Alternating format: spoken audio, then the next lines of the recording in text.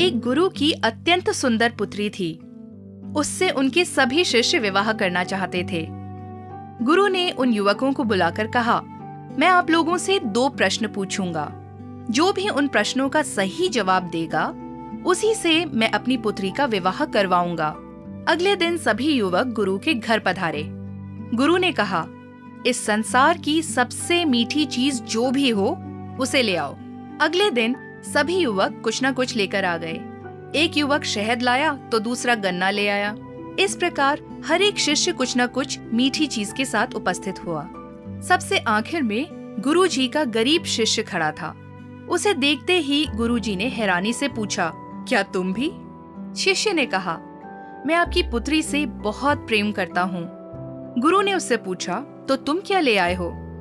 शिष्य ने उत्तर दिया, गुरुजी, इस संसार में इंसान की जीभ से बढ़कर कुछ भी नहीं है। इंसान की जीभ से ही मीठी वाणी निकलती है। इस मीठी वाणी को सुनने वाला दुखी भी खुशियों से भर जाता है।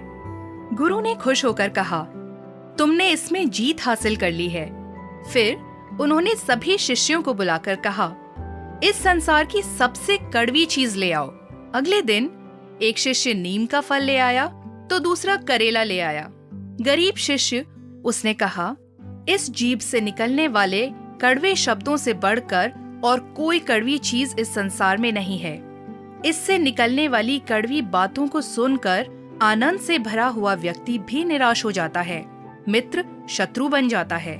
इसलिए मनुष्य की जीभ ही इस संसार की सबसे कड़वी चीज है। शिष्य को अत्यंत ज्ञानी देखकर गुरु ने अपनी पुत्री का विवाह उससे करवा दिया। हाँ मित्रों, हमारी जीभ एक बहुत ही बढ़िया चीज है।